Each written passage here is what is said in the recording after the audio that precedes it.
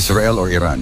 Sino ang lumabag sa ceasefire? Nauna nang sinabi ng Supreme Leader ng Iran na aatakihin nilang muli ang mga base militar ng Amerika sa Middle East at iginit na walang mapapala ang US sa pakikisali sa gyera. Foreign Minister ng Iran humingi na ng tulog sa Russia at US President Trump na pamura na lang sa Israel at Iran. Nagtuturuan kung sino ang lumabag sa ceasefire.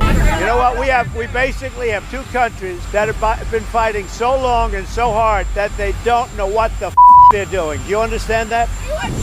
Dumating sa Moscow ang Iranian Foreign Minister na si Abbas Araghchi upang makipagpulong kay Russian President Vladimir Putin sa gitna ng tumitinding tensyon sa pagitan ng Iran at Estados Unidos. Ano ang napag-usapan ng Iran at Russia? Sasali na ba ang Russia sa digmaang ito? At sino talaga ang lumabag sa ceasefire? Yan ang ating aalamin.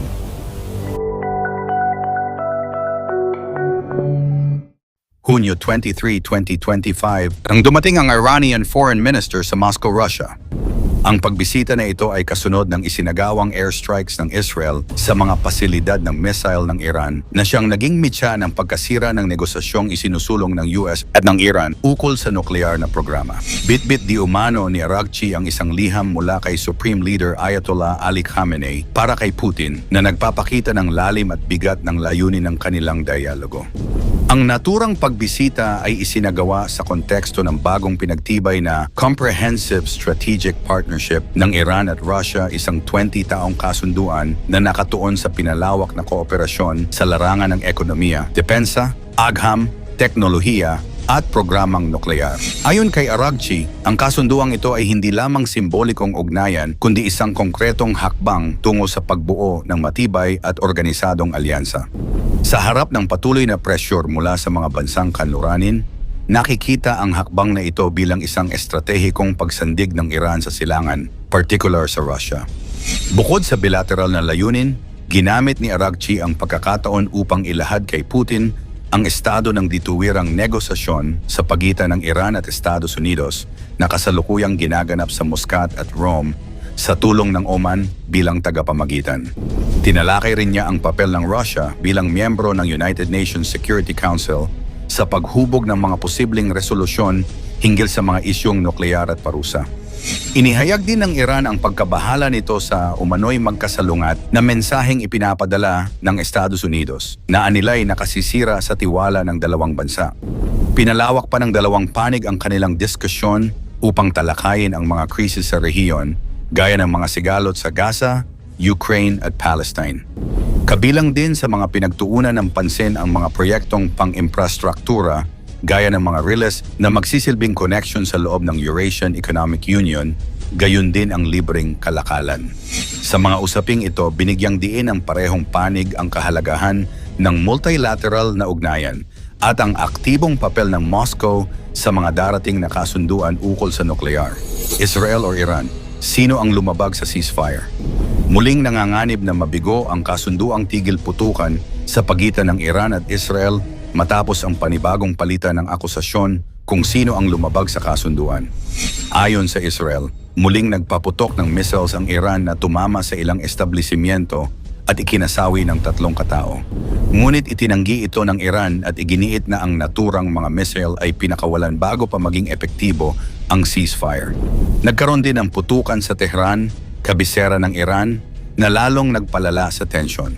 Muling nanawagan si US President Donald Trump na igalang ng dalawang panig ang kasunduan at huwag na itong labagin. Nagpahayag naman ng matinding pagkadismaya si US President Donald Trump kasunod ng umano'y paglabag sa kasunduang tigil putukan ng dalawang bansang sangkot sa hidwaan ang Israel at Iran. Sa isang pahayag sa Truth Social, tuwirang inakusahan ni Trump ang parehong panig ng paglabag sa ceasefire na ilang oras pa lamang noon ang nakalilipas mula nang ito'y ipatupad. Kaniyang binigyang diin na ang naturang mga aksyon ay isang banta sa pandaigdigang kapayapaan at nagpapalala lamang sa umiiral na tensyon sa gitnang silangan. Bago pa man ang ceasefire, target ng Iran ang isang airbase ng Amerika sa Qatar bilang ganti sa pambobomba ng US sa 3 nuclear sites sa Iran. Bagamat naharang ang mga missiles at walang nasugatan, napilitan ang Qatar na pansamantalang isara ang airspace nito na nagdulot ng pagkaantala sa mga biyahe. Samantala, ayon sa ulat mula sa Iran, inaprubahan na ng Iranian Parliament ang panukalang isara ang Strait of Hormuz, isang estratehikong daanan kung saan dumaraan ang halos 20% ng pandaigdigang supply ng langis at gas.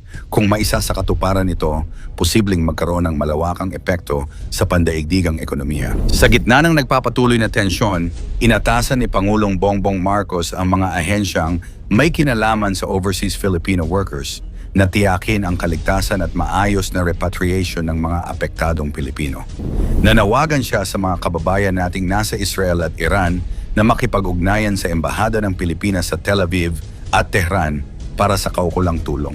Pinayuhan niya ang mga Pilipino na manatiling kalmado, sumunod sa patnubay ng embahada at huwag mag-atubiling humingi ng suporta para sa kanilang kaligtasan. Babala ni Trump sa Israel. Partikular na pinuntirya ni Trump ang Israel matapos lumabas ang balitang nag-anunsyo ito ng plano para sa panibagong pambobomba sa kabisera ng Iran, ang Tehran. Sa kanyang social media post, marin niyang sinabi, "Israel, do not drop those bombs. If you do it, it is a major violation. Bring your pilots home. Now." Ang direktang panawagang ito ay indikasyon ng kagustuhan ni Trump na mapanatili ang ceasefire o iwasan ang anumang galaw na maaaring magdulot ng panibagong alitan o digmaan. Sa kabilang dako, kinumpirma ng Israeli Defense Minister na si Israel Katz na nag-utos siya sa militar ng Israel na magsagawa ng bagong airstrike sa Tehran. Ayon sa kanya, ito ay tugon sa mga misil na pinakawalan ng Iran kahit na epektibo na ang kasunduang tigil putukan.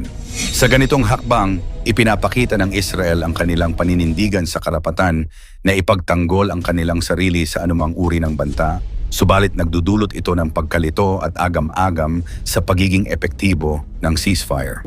Ang sabayang aksyong militar mula sa Israel at Iran habang may kasunduan sa tigil putukan ay nagpapakita ng kahinaan ng mga kasunduang pangkapayapaan kung walang matibay na implementasyon at pananagutan. Nagiging hamon ito hindi lamang sa mga bansang direktang sangkot, kundi pati na rin sa mga pandaigdigang institusyon tulad ng United Nations at NATO. Ang desisyon ni Trump na dumalo sa NATO Summit sa The Hague ay maaaring magsilbing hakbang upang mapalakas ang international na koordinasyon hinggil sa isyong ito. Ang pagbisita ni Araghchi sa Moscow ay malinaw na estratehikong hakbang ng Iran upang ipakita sa pandaigdigang entablado na handa itong palalimin ang ugnayan sa mga bansang hindi kaalyado ng Estados Unidos. Habang tumitindi ang tensyon sa gitnang silangan at patuloy na nabibigo ang mga diplomatikong pagsisikap sa pagitan ng Washington at Tehran, malinaw ang mensahe. Hindi nais ng Iran na umasa lamang sa kanluranin. Sa halip, itinataguyod nito ang isang balanseng patakarang panlabas sa pamamagitan ng pakikipag-alyansa sa mga bansang tulad ng Russia. Sa iyong palagay, posible kayang makialam o makisali ang Russia sa umiinit na tensyon at matutuloy at magtatagal kaya ang ceasefire sa pagitan ng Israel at Iran? Ikomento mo naman ito sa ibaba. Huwag kalimutang mag-like and share. Maraming salamat at God bless.